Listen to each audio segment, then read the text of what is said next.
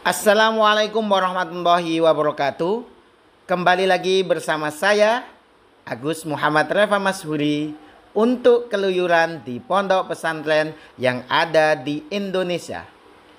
Mencari sejarah, mencari hikmah, mencari barokah, dan ikutilah saya dan jangan lupa subscribe, like, and share, dan kita cari berkah. Assalamualaikum warahmatullahi wabarakatuh. Waalaikumsalam warahmatullahi wabarakatuh. Terima kasih Gus untuk waktunya.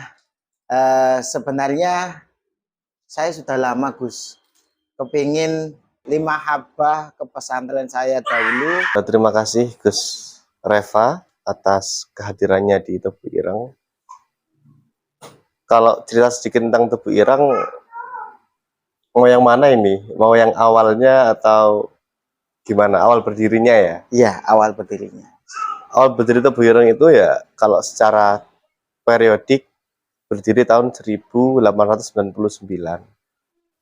Didirikan oleh Hadratus Syekh Kiai Haji Muhammad Hasyim Asy'ari yang pada saat itu awalnya beliau bermukim di Desa Keras. Desa Keras. Desa Keras itu merupakan tempat tinggal orang tuanya. Mbah Hasyim sendiri mendirikan Tebu Ireng karena dulu di Tebu Ireng zaman Belanda dulu memang merupakan tempat yang suram. Yang suram artinya itu banyak copetnya, banyak perjudian, banyak hal-hal yang semacam itu. Maka akhirnya Kiai Hasyim izin kepada abahnya untuk membuat pondok di berarti timurnya Keras. Oleh abahnya diperbolehkan karena memang pada saat itu Kiai Hasyim muda, merupakan sosok pemuda yang begitu cerdas dan bahkan sejak umur belasan tahun beliau sudah membantu ayahnya untuk mengajar santri-santri di Keras. Maka Kiai Hasyim diberikan izin untuk mendirikan pondok Tebu Ireng yang pada saat itu memang jumlah santrinya sedikit. Kalau boleh tahu Gus, untuk jumlah santrinya kemungkinan perkiraan? Ya masih puluhan waktu saat puluhan. Itu pun tidak mudah ya, karena santri-santri pada saat itu juga tidak hanya belajar, tapi juga mengalami gangguan-gangguan seperti gangguan dari Belanda, gangguan dari preman-preman. Karena saat itu santri itu kalau tidur, karena dulu adanya gubuk ya kayu, kalau tidur itu tidak boleh di pinggir. Karena kalau tidurnya di pinggir, kalau suatu saat dari luar kayu gubuk itu ada yang menusukkan pisau, dia akan kena. Maka tidurnya itu harus di tengah, gerombol. Sampai begitunya gitu. Sampai begitunya gangguan untuk syiar Islam pada saat itu. Masya Allah. Prinsip dakwah adalah mana daerah yang gelap, yaitulah yang diterangi. Saat itu Keras sudah ada abahnya Kiai Asy'ari, dan Kiai Asy'ari pun punya banyak putra. Artinya ya mana yang gelap itu yang perlu diterangi. Saat itu Keras sudah berjalan, sudah ada Kiai Asy'ari, sudah ada saudara-saudara Mbah Hasyim yang lain. Maka kita tidak bisa mengatakan bahwa Kiai Hasyim meninggalkan Keras dari Islam. Karena itu terjadi juga ketika zaman sahabat Nabi, ketika ada sahabat yang ingin belajar agama sama Nabi, kemudian oleh Nabi diterima, diajari dengan singkat.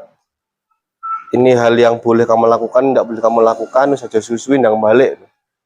Sebab di rumah si sahabat ini ternyata memang sedang dalam masa kegelapan, banyak judi, banyak akhirnya memang harus segera didelegasikan ke tempat-tempat yang perlu didakwahi. Sehingga prinsipnya mungkin seperti itu. Para santri juga harus mempunyai prinsip seperti itu. Ya, kalau betul, sudah ada pesantren, mungkin kita dakwahnya kurang apa ya, kalau boleh saya ngomong itu kurang. Tapi kalau dakwah di tempat yang mungkin itu hitam bagi orang lain, itu mungkin ada plusnya. Iya, betul, betul. Masya Allah. Terus kalau boleh tahu Gus, ini dari masa ke masa kepemimpinan dari Mbah Hasyim sampai ke sekarang ini kebetulan diasuh oleh Gus Kikin, Iya. Boleh sedikit mungkin Gus diceritakan Tentang dari masa pengasuh ke pengasuhan. ya, pengasuh Tebu Ireng yang pertama itu tentu saja Kiai Hashim ya. Dan setelah Kiai Hashim turun ke putranya Kiai Wahid Hashim.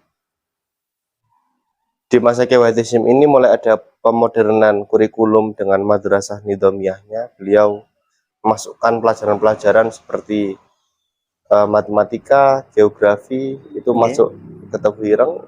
Setelah itu ada Kiai Karim Hashim. Kiai Karim Hashim. Setelah itu ada Kiai Baidowi Asro. Kiai Baidowi Asro ini merupakan menantu, tapi saking hebatnya beliau akhirnya diambil menjadi pengasuh. Setelah itu ada Kiai Abdul Khalik Hashim yang terkenal dengan ilmu kanuragannya. Setelah Kiai Khalik, kemudian ke Kiai Yusuf Hashim. Kiai Yusuf Hashim itu merupakan putra terakhirnya Mbah Hashim dengan pasangan Bunyai Nafikoh Madiun. Kemudian setelah itu ada ke Kiai Salahuddin Wahid Gusolah. Saya itu sekarang ada ke Kiai Abdul Hakim Mahfud atau lebih akrabnya dipanggil Gus Kikir. 8 regenerasi sampai sekarang yang diasuh oleh Gus Kiki. Iya betul. Kalau boleh tahu Gus, santri di Tebu Ireng itu totalnya ada berapa Gus? Total keseluruhan. Mungkin sekitar 5 sampai 6 ribu. 5 sampai 6 ribu. Ya. Itu seluruh cabang sudah Gus? Oh kalau cabang di luar enggak kehitung karena Nggak kehitung. Hanya saya enggak tahu pastinya ya. Oh enggak tahu pastinya. Kalau cabang dari Tebu Ireng Gus, sekarang saya kan pemodernisasi itu ketika saya dulu nyantri di zamannya Gusolah. Itu kan banyak bermunculan lembaga-lembaga baru di bawah naungan Tebu Ireng. Salah satunya adalah SMA Trisains. Iya betul. Nah, kalau boleh tahu Gus, Tebu Ireng mempunyai berapa cabang? 17 cabang. 17 cabang Di seluruh Indonesia. 17 cabang. Banyak sekali Gus. 2021 tahun yang lalu. Iya. Sangat terjaga. Alhamdulillah. Bahkan kontribusi Tebu Ireng yang saya lihat untuk negara sangat besar. Ya, khususnya Hadatus Hashim Asy'ari. Ya, teman-teman santri jangan lupa untuk like, komen, dan subscribe channel ini ya, channel Gus Reva. Gus Reva. Supaya channel ini semakin maju, supaya channel ini semakin dapat menebarkan manfaat, dan pastikan kalian bukan orang yang ketinggalan dalam menerima manfaat tersebut. Amin, amin, amin ya Allah. Gus, terima kasih. Sama-sama Gus. Saya ngerepoti banget Gus.